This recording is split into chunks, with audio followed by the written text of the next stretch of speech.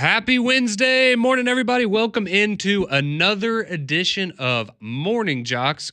You for the next hour as we bring you the latest from around the world of sports and continue our march towards the beginning of the college football season. I apologize if getting closer, and we are now 24 days away from the official kickoff of college football season. That's going to be week 0. And that means we are 30 days away. So if you want to look at it like this, exactly 1 month away from Auburn and Baylor, as they will do battle on August 29th, a Friday night. And then you're going to have 31 days from now, Alabama taking on Florida State down in Tallahassee. So it is, again, about as close as it can get. I know once the calendar flips to August on Friday, that a lot of you, that's really when it starts to kick in. I know a lot of you next week, kids are going to be going back to school, things like that. Maybe that's when it really starts to feel real for you. I mean, high school football is right around the corner as well. So much for us to be excited about. And of course, today, so you had both Alabama and Auburn players. They, reported yesterday, had their meetings, whatever. But today is the day you're going to get to see them actually. Well, you're not going to get to see them, but they will be on the practice field. And we're going to get to hear from both Hugh Freeze and Kalen DeBoer. Interestingly enough, both coaches, Damian, scheduled to speak around, or actually at the exact same time, at 9 a.m. this morning. So I'm sure y'all get some of that on McElroy and Kubelik in the morning. We'll, of course, bring it to you on three-man front as well. And who knows, maybe even Paul will play a little bit of it for y'all later on this afternoon. So going to be excited to hear from both of these coaches. And again, I don't... Correct me if I'm wrong, Damian. Maybe you have something that you're expecting to hear from them, but it's probably going to be very cut and dry, very, and it'll be before their first practice too. So you're not going to get the great first practice. Guys were fired up. The energy was there. It's the first practice. I would hope so. We got a problem if there's not a little juice on the first day. Right. Yeah. The first day, it's kind of one. They probably did their conditioning test earlier this week or anything. Probably either they did it yesterday or they're probably doing it today.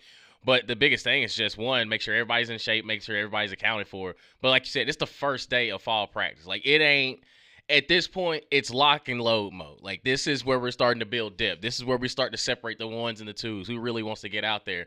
But on day one, let's just get the order of operations down. Don't want to see any loafs. Mental errors are expected, but we're not going to have those physical mistakes. Like, now it's kind of like we can start to correct in certain things, but like, as far as, you ain't going to hear no coaching about effort. Like, we're not going to be discussing, if they're juiced up, ready to be out there. No, it's the real thing now. Everybody's 0-0, but also everybody's trying to figure out their depth. So I think that the first day, this is what it's going to look like. When they hand you the day by day, they know exactly what their schedule is from the time they wake up to the time they go to bed, and it is a lot of football with not much break time in between. Which, I will say this, it's a little different now. It's a little different now with sort of the full pads rule and how many scrimmages. You can't go quite as hard as you used to. Right. But exactly every hour of the day is accounted for, every single moment. So just get used to it. Yeah, it's like, as we know, it's essentially a job for a lot of these guys in terms of the amount of time and work that they have to put into it, especially those that, that are hoping to turn this into a job for them long term at the next level. So you mentioned something that I need to ask you about, because anybody that's seen me in real life, shocker, I was not a college athlete. I know that's so hard to believe if you've seen me in person, because I look the type. I get it. But Damian, you were a college athlete, actually, as many people know. And so you brought up the conditioning drills.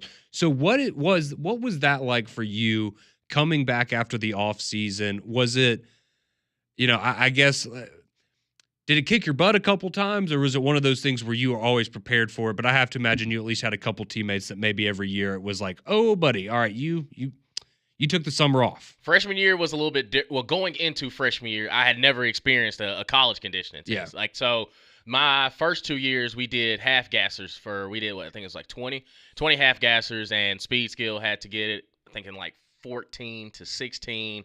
Then mid skill, which is like your linebackers, quarterbacks, tight ends. I think they had like 20 to 22. And then the big skill, the linemen, essentially, they got, I think the most they had was like either 24 or 25.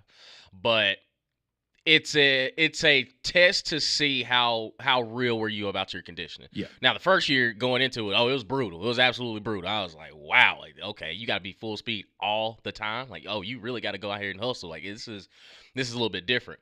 But the 16 110s, that was a whole different ball game because it's straight. Like it's a straight line, and it gets to a point because again, like us receivers, we're used to running. Like we just know like. Not only do we have to be ready for our conditioning test, like this is going to be a litmus test of just how many go balls we get this on this practice, on this install. It's more mental. I will say it's more mental because if you've done what you're supposed to do, you stuck to your workout regimen and you stay true to it. The conditioning test is actually you build to it. So like when the actual test happens, you should be ready. You should be fine. Mm-hmm. But the first day, oh yeah, man, you'll see.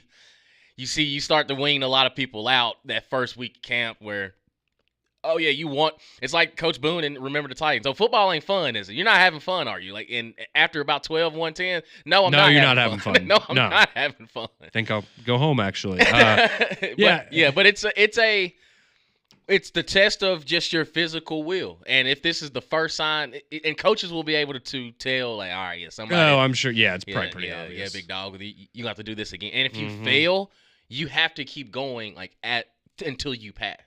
Like you have to keep. At least that's what we did. Like you had to keep going until you pass. So, say if you made 13 out of the 16, they may call you up at like 5 a.m. One of the specialty coaches may say, "Hey, I'm gonna be at the field at 5 o'clock. You got 3 more to pass, so you can officially pass the conditioning test, and you got to go out there and get it done." But either way. You start to wean the ones that are that have been doing what they need to do and not putting themselves behind the 8 ball before they even put the pads on. But all in all, once you get past the conditioning test, you know exactly what to expect for fall camp for the rest of the way. I would imagine so. I was curious about what your experience was like that because I mean you hear stories about I guess like horror stories of those kinds of conditioning drills and. Yeah, I mean, you'd imagine it's pretty intense, but, I just wanted people to understand, hey, maybe this is what your favorite Alabama or Auburn player was going through yesterday. And, I mean, nothing against Birmingham Southern, but, I mean, I'm just like... Yeah. You imagine if that's what it was like at Birmingham Southern, what it's probably like at an SEC program, it's probably... And we're also not dealing with the same heat that... That's also a great point. Yesterday would have been a horrible day to have to do that. I think you'd be... Coach, you mind if we go in the indoor facility? Exactly. You think we can go in there and maybe close the doors? Yeah, that'd be fantastic. So, but if you're just now joining us, Alabama and Auburn kicking off their fall practices later on today. You're going to hear from both Kalen DeBoer and Hugh Freeze coming up a little bit later this morning as well. And we will dive into our biggest questions for Alabama heading into fall camp, just like we did for Auburn yesterday. We'll do Alabama today. Coming up here around 6:30 later this morning. But we do have some big news outside of the world of college football, and unfortunately, it is big news, and that is some more bad news if you're an Atlanta Braves fan. Just when you thought that the season couldn't possibly get worse, the one, or at least the brightest bright spot that you could have this year has been Ronald Acuna Jr., right? Since he returned from his injury earlier this year, he has been absolutely incredible. He's just been, he has been the Ronald Acuna that we are all used to seeing when he is healthy and being one of those probably 4 or 5 best players in the entirety of the game of baseball. Well, unfortunately, last night, Atlanta taking on Kansas City. So not only do the Braves drop the game last night 9-6, so they've now lost back-to-back games to the Kansas City Royals there. You did have a home run from Ozuna. He also added an RBI single a little bit later, so maybe that helps with his trade value because the trade deadline does come up tomorrow, and that's a guy we still expect to move. But it was Eric Fetty's debut for the Braves, the guy they traded for from the Cardinals. He goes 4 2/3, gives up 4 earned runs. About what you would expect for a guy with his ERA. But that's, the Braves needed somebody that could go out there and throw a baseball. So that's a move that they made. But then you had in the 6th inning, unfortunately, Ronald Acuna Jr. is removed from the game. So, of course, at first people are going, oh, my gosh, is there some crazy blockbuster trade that they're getting rid of Acuna? No, I think we all knew that wasn't the case. And unfortunately, he is now going on the 10-day injured list. So that's the good news. It's only the 10-day, right? So it's It's not immediately obvious that this is a serious injury. But where you might start to get a little more concerned is when you hear that it's because of tightness in his Achilles. That is not something that you want to mess with. So we will see how the Braves proceed here. We will see what, I guess, further testing reveals in terms of, just how fast he could come back. But I'll be completely honest. If I'm the Atlanta Braves and I'm Brian Snitker or I'm Anthopoulos or whoever else in that front office, just let it go. Sit him for the rest of the year. I wouldn't blame you if you wanted to do the same thing with Spencer Strider. Like, these are arguably your two most valuable players, your two most popular players, and they're your young superstars, and they're both coming off of major injuries this season. And at this point, I mean, your season's over. Like, I'm sorry, barring some miracle from God, like, your season's over. You're not going to make the postseason. It's a wash, and it's going to go down as one of the more disappointing seasons in recent Braves history for a lot of you. I understand that, if not the most disappointing. So there's no reason to push it. Just let Acuna rest. Let Strider rest. Come back next year and try to be fully healthy and go from there. So that's unfortunate news for the Braves last night. Hopefully Acuna is going to be okay. It's not going to be something more serious. But if I'm the Braves, I think I strongly consider just calling it quits kind of for him for the rest of the season. But we will see how that situation progresses there. And quickly, I don't know if you saw this last night, but another little note from the game of Major League Baseball. So we had a trade yesterday on the deadline, or ahead of the deadline, and it's Sir Anthony Dominguez. I'll be honest, I didn't know who that was before the trade was made. But the reason it's interesting is it was a trade made between the Orioles and the Toronto Blue Jays. So the Orioles traded Dominguez to the Blue Jays yesterday. You might go, okay, they're in the same division. Okay, you don't see that a ton. How about in the middle of a doubleheader? So the Orioles and Blue Jays are playing a doubleheader yesterday. The first game wraps up. During that game, they complete the trade for Dominguez. So the first game, he's in the Orioles locker room and in the dugout with them. The second game, he's in the Blue Jays dugout in the locker room. And he comes into the game to pitch for the Blue Jays and gets 2 strikeouts against the team he played for 2 hours ago. That's just insane. Wild. That's insane. Absolutely wild. Yeah. And the fact that, one, that you have a jersey ready for him and everything, like, it's the business side of baseball, because, like, we've heard stories like this, but to see it happen just in real time, of, like, imagine you just getting done with the first game. It's like, hey, yeah, you're going on the other side. Yep. Yeah, huh? I beg your pardon? Like, yeah, just go ahead and go to the other bullpen. Like, am I being Yeah. Yes, you to are. the team that we're playing right now. Yeah, just an absolutely wild situation. So he spoke with the media after the game, and this is essentially how he said it went down. According to Dominguez, quote, "After the first game, I was in the dugout with the guys. They call me and they tell me, hey, we got you traded. Go over to the next dugout." That was what he was told. Like, that's wild. And so he did that, and he then went into the game and struck out 2 guys for against his former team. So, yeah, just a really bizarre situation there. But one of the fun stories that you kind of get to see,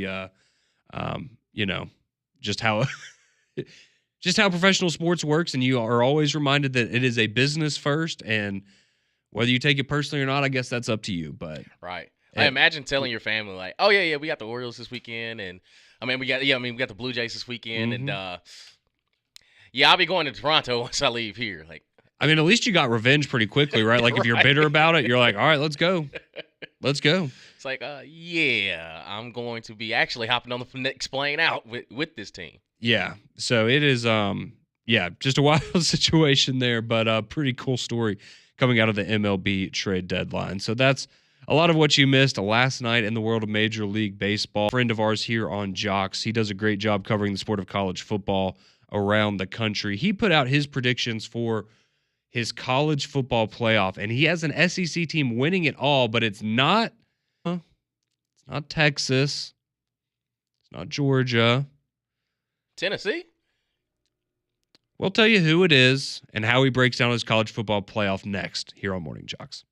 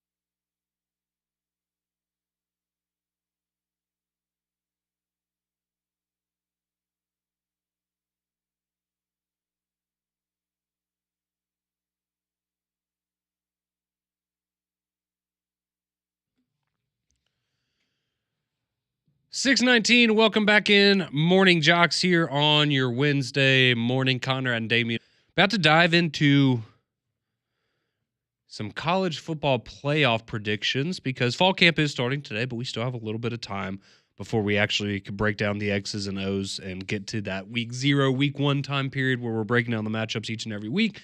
So we will get to that here in just a moment. How about we celebrate the kickoff to college football? And you can do it with us at the Bill Smith Buick GMC Jox Kickoff Party at Regents Field on Thursday, August 21st. And the only way to go is by winning tickets. To win a pair of tickets for you and a guest, text the keyword PARTY. That's keyword PARTY and your full name to 205-834-9450. Again, the keyword is PARTY, your full name at 205-834-9450. Winners are drawn and notified daily. For more information, visit joxfm.com. And we really can't wait for that. I mean, that event is so much fun every single year, and we enjoy getting the time to, just go out. And, I mean, we get to see a lot of you out, especially now when we do things like Social Taco for Three-Man Front or different events around town.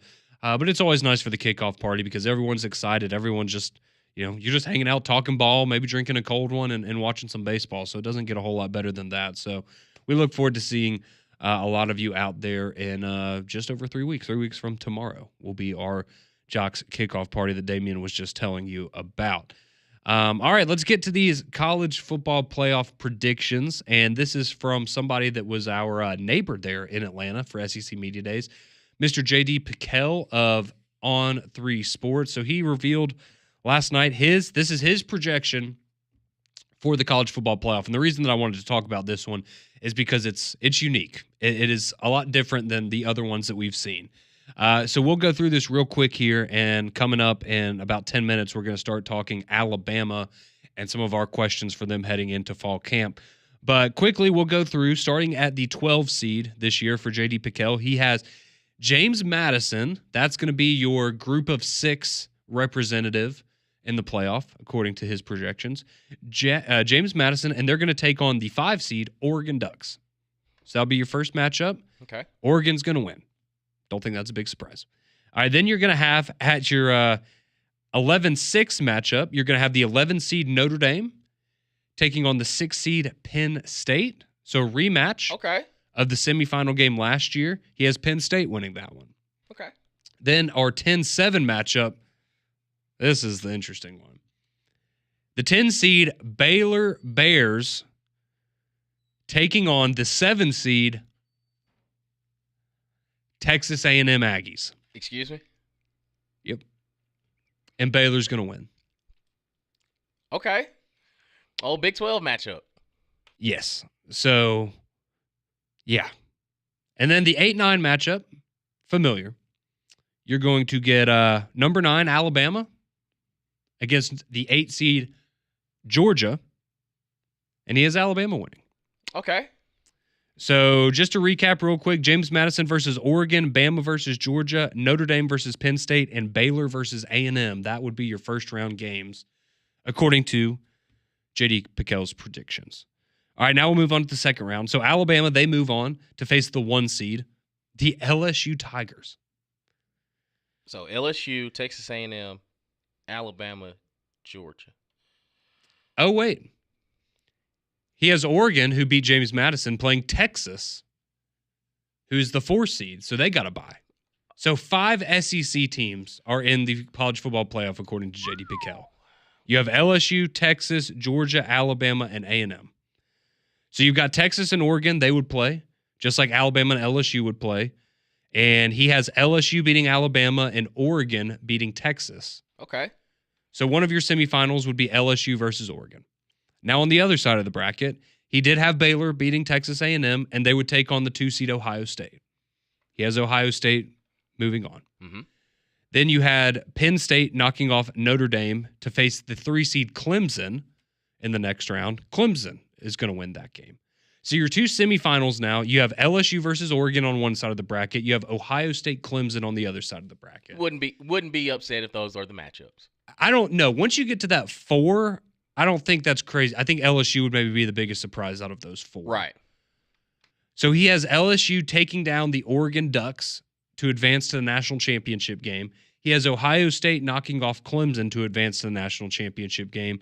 And the LSU Bengal Tigers are J.D. Piquel's pick to win the national championship in 2025 over the defending champion Ohio State Buckeyes. Okay. Not necessarily the group of teams that I thought that would be there. Not the craziest final matchup, though, that No, you it's could have just ever drawn up, but how we got there.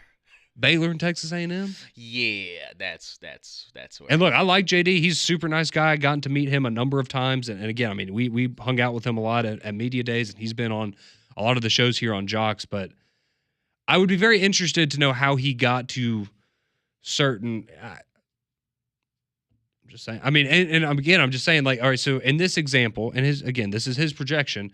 So LSU's the 1 seed, so they win the SEC championship. Texas is the 4 seed, so they're the runner up, right? But then A&M is the 7 seed, so they would be the 3rd team in the SEC based on this, because Georgia and Alabama are 8 and 9 seeds. So I mean, that's telling me you've got to have A&M. I guess they're going 10 and 2, right, in the regular season, and maybe Alabama or Georgia, maybe one of those schools is like a 9 and 3 team that somehow sneaks in, because otherwise you've got 5 teams winning at least 10 games in the SEC. And then Georgia and Alabama play each tough. other. Yeah, exactly. And then LSU plays Alabama. Georgia and Texas play each other. Georgia and Texas play each other. A&M and Texas play each other. Yeah. LSU and A&M play each other. Right.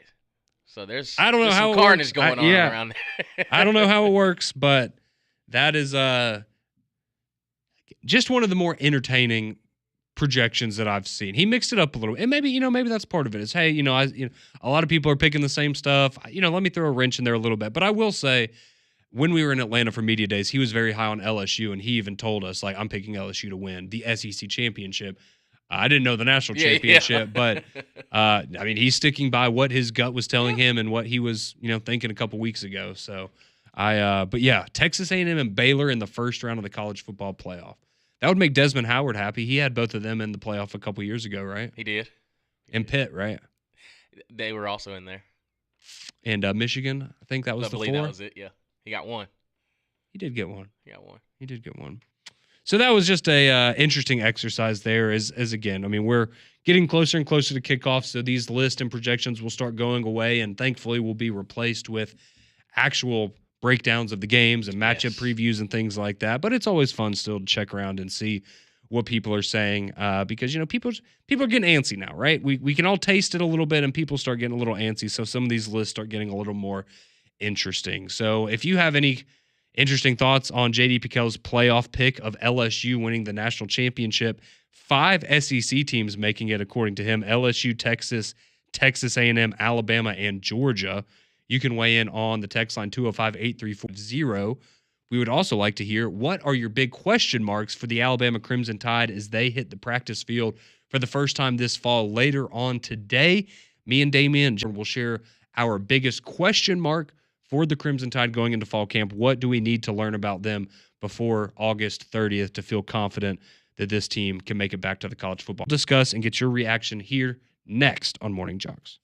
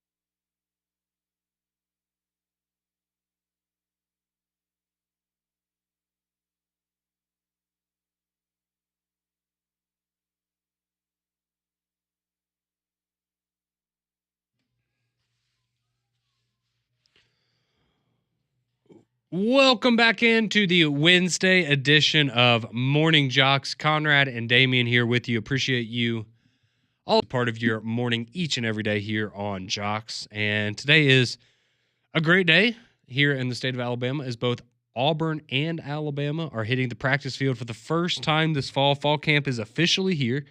And again, if set to address the media around 9 o'clock as they kick off fall practice, from what I understand, I think Auburn's practice starts around 9:50 and Alabama's around 11 o'clock. So I'll just say this. I'd rather be an Auburn player today. Whew. Don't think I'd be wanting to deal with that heat around 11 o'clock, but I mean, I know Auburn will still be out there, obviously, but get a little bit of a head start. Yeah, they'll be wrapping it up when Alabama's just getting started, and I think the heat index is supposed to be about 200 today. It's not going to be good. It's going to be uncomfortable. It is, it is absolutely not going to be good. But just like we did yesterday, if you were listening to the show yesterday, we spent some time with Auburn, kind of going through what some of our question marks were for Auburn this upcoming year. We talked about offensive line play, running back room. We talked a little bit on the defensive side, in the front seven there defensively. Can some of the young guys continue to make strides? And now we look to Alabama. And as we did yesterday, the caveat being, we all know quarterback is probably the biggest question mark for both of these teams, because if these quarterbacks are busts, then things start to look in limbo. But we all understand, right, with the talent that they should have around them, if these quarterbacks hit in Jackson Arnold and Ty Simpson, then the ceiling is probably very, very high for both of these teams this year. So what are our question marks outside of Ty Simpson and Jackson Arnold? And for Alabama, specifically looking at, I feel like for them, it's pretty easy. And we kind of talked about this, I think, last week maybe, with some of like the what ifs for Alabama. But outside of Ty Simpson, I mean, I think it's the pass rush. I think that's the easy way you go and look. I think you could also say, what is the running game going to look like? Because it's fair to ask that question, because last year, I mean, it was Milroe. That was mainly your running game.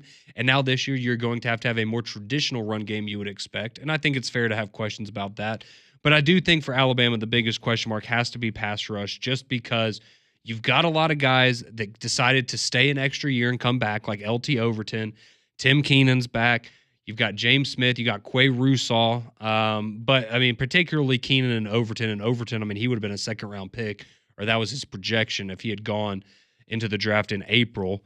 But now you've gone in, you brought in a Kelby Collins, a guy that's played here at Florida in the SEC, maybe with a little bit of an expanded role. That's somebody that we could see develop into a really nice piece for Alabama. Quay Russaw, again, he's a redshirt sophomore, but the potential for him is really, really, really high. Can he be, one of those next great guys off of the edge for Alabama? And that's really, for me, that's where a lot of it comes down to with my question marks for Alabama. Because last year we saw the secondary, I think, is probably the secondary and wide receivers, very similar to Auburn, actually, are probably the two groups I have the least question marks about with Alabama. But I think when you start looking on that defense, you feel good about what you got at linebacker. I know Deontay Lawson's dealing with an injury. Justin Jefferson, though, now stepping in, getting another year, which was big. You got Nakai Hill-Green, who came over in the portal as well. He's a big-time player. But it's just, what are you going to get going after the quarterback? Because you left a lot to be desired last year. I've said this many times. There was too many times last year where you saw particularly LT Overton get into the backfield and not be able to make a play on the quarterback for whatever reason. And that's something that Alabama has to shore up this year. And if you want to get back to, I'm not saying the Saban days of the Alabama defense back in 2011 or anything like that, but, a 2015 or 2016 caliber defense, you're going to need some guys that can go and get after the quarterback. So I think that's probably my biggest question for Alabama is who is going to step up on the defensive line, who's going to step up on the edge and be that wrecking ball, be that force of nature coming off the line of scrimmage for the Tide.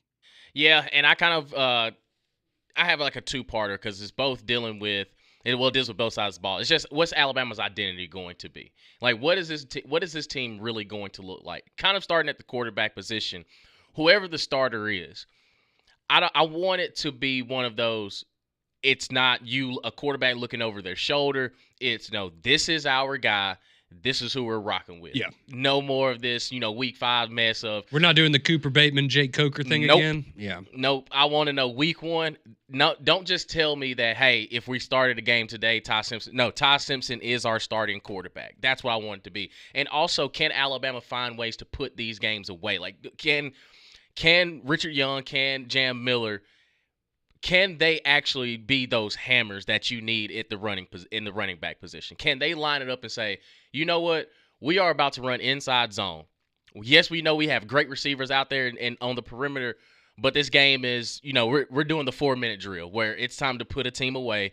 This is what we're going to do. Hammer right here, hammer to the left, hammer to the right. Like it's no cookie cutter. Like this is exactly what we're going to do. And I think defensively, can you sustain some of the success that you had on the backside of the season as opposed to the beginning of the season? Because I do think that it was fresh early on, and Kane Wallman was just trying to get people in position to know, like, hey, this is your job. This is what you need to do. And you saw it against Missouri when he put the 2s in, and as Missouri started the drive, they called a timeout, put the 1s back in, they stopped them at the goal line.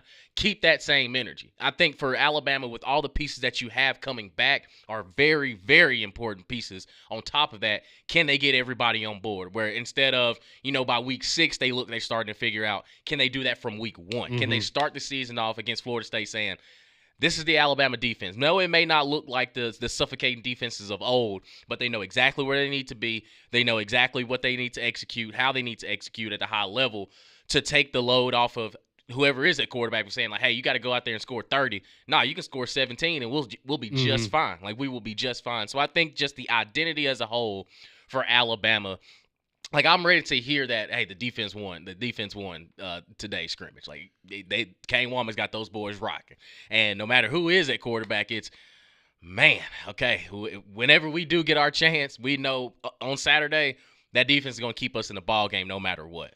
And I think you have a unique opportunity, with what you're talking about going up against Florida State. And I'm, I don't think that the players or the coaches are looking at it like this. Let's be honest. A lot of them probably don't even have that many memories of Gus Malzahn being at Auburn and going up against Alabama. Right. Like, a lot of them probably don't even really understand that dynamic of it. But I think for the fan base, right, if the defense has a strong game against a running quarterback led in a Gus Malzahn offense, that's going to inspire a lot of confidence within the fan base, right? The players and the coaches will be happy. You're like, hey, we executed what we were trying to do.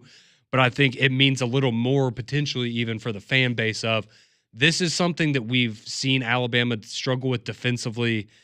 For the last 20 years, but even last year, right? And that was always kind of the thing with Nick Saban was, if you have a running quarterback, that's really going to be your best way to beat Alabama. And that was, look at what Pavia did last year. Look at what Jackson Arnold did last year. There's a reason that Michigan played Alex Orji last year in limited time against like you saw that there were opportunities there. With those matchups, and if Alabama can go and shut down Castellanos and a Gus Malzahn offense who's going to run the ball a lot, I think that's going to inspire a lot of confidence moving forward after that first week. So I really do think that first week, like you said, can you come out against Florida State and say, this is who we are as a defense, and go out there and execute that and be consistent with it over the course of the year? I did want to throw this stat out there to kind of go along with that, as well as what I was saying about the pass rush. So last year, Damian, there were 2 schools in the SEC that had less sacks than Alabama did. Do you want to guess who they were? Vanderbilt. Nope. Okay. Mississippi State. Yes. And I'm going to say Kentucky. That would be correct. Oh boy. And I honestly wouldn't have guessed Kentucky because they had a good defense. Like, they had some dudes. But they were bad. But anyway, so Kentucky, they had 24 sacks last year. Total. Oh, wait. So they had 24. Mississippi State had 10 the entire year. Not even a sack a game. 10. Alabama had 25. Oh, okay. Still 15 more, but.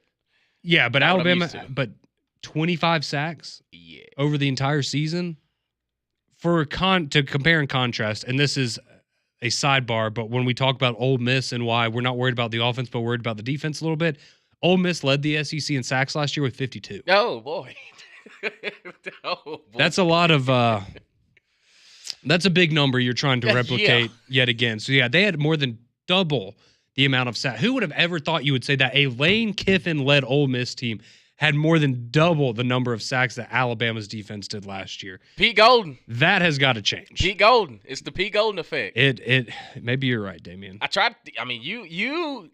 couldn't stand him in the crimson uniform. You couldn't stand him. And now look at him. He's over there in Oxford, Mississippi, having one of the best defenses you ever seen.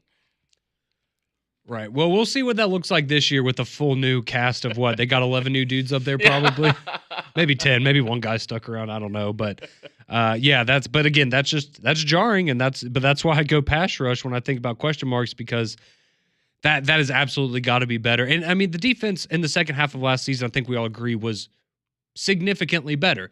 Now, the Oklahoma game was rough. It doesn't help when your quarterback, gives the ball to the other team in plus territory multiple times on back-to-back drives at that. But we're moving on. We're moving on. So those are our question marks for Alabama there. Damian wants to know, what is the identity for this team going to be? Are they going to be a team that comes out week one and they are set at their positions, they are set at quarterback, and they are ready to roll with that crew for the rest of the season? My question mark, pass rush, can you be more of a presence off of the edge there? Because Alabama, third worst in the SEC last year in sacks, need to see that number get a lot higher. But some of you chiming in on the Courtesy GMC text line to encourage you to do that as we ask you to send in your concerns. What's going on in your head for this Alabama team? What do you want to hear from Kalen DeBoer today when he addresses the media as we continue to get you ready for the upcoming college football? Get your reaction on what you want to see and hear from Alabama this fall next on Jox.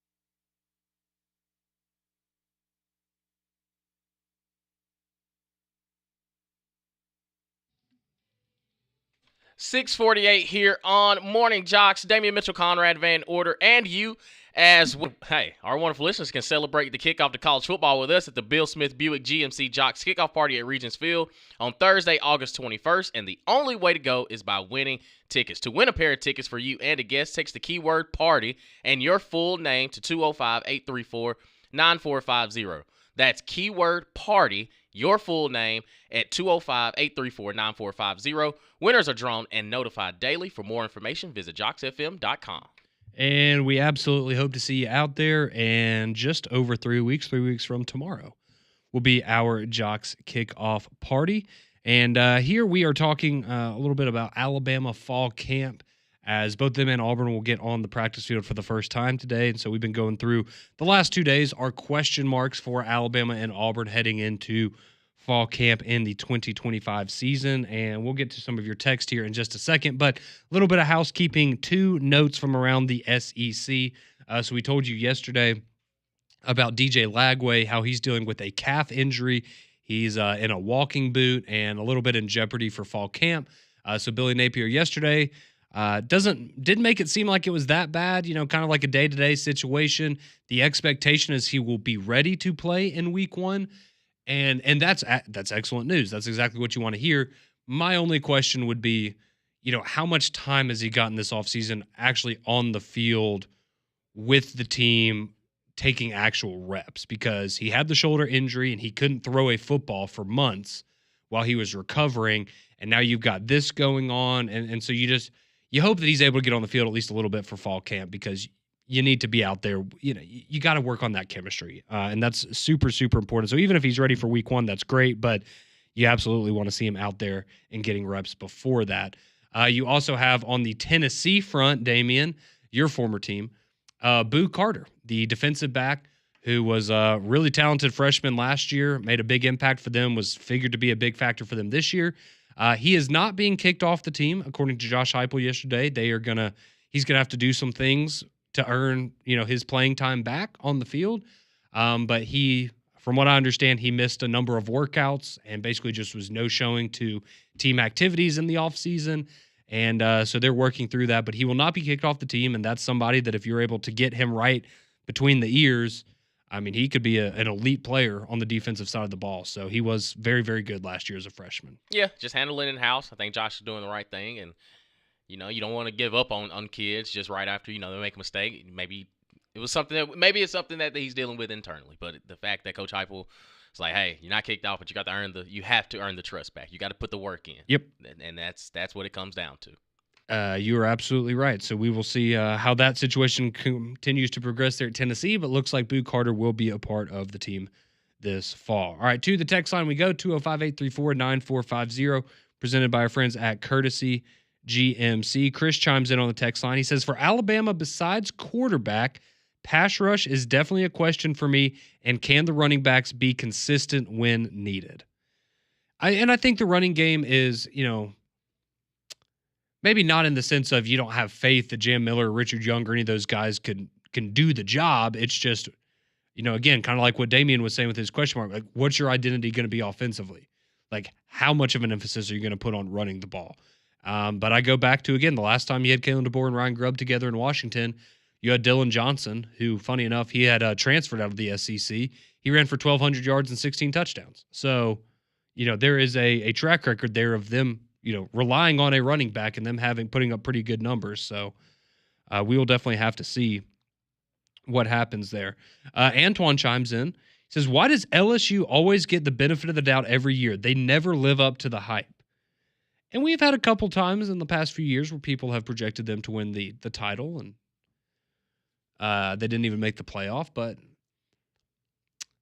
because people have won with lesser head coaches than Brian Kelly, like Ed Orgeron, for example. He's won a national championship. Well, their last 3 head coaches, right? Edo, Brian Kelly, or Les Miles and Saban, all won. Right, and it's Brian Kelly has shown that he's been a winner everywhere he's gone.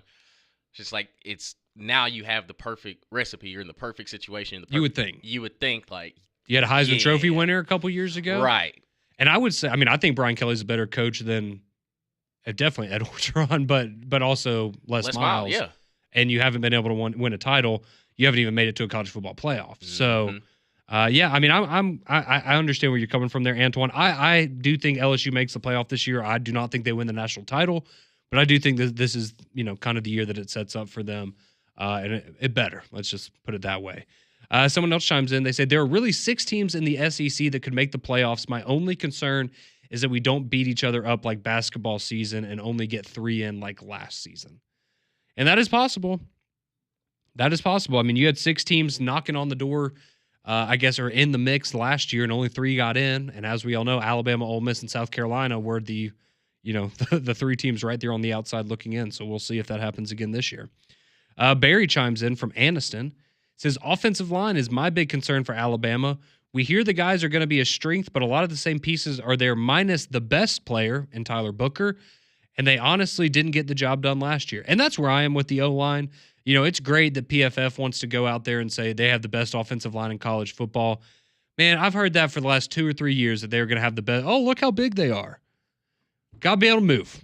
Got to be able to move a little bit. So maybe this is the year that Alabama's O-line actually lives up to the hype, but we will have to wait and see. Someone says Ryan Williams is my question mark. Outside of some spectacular plays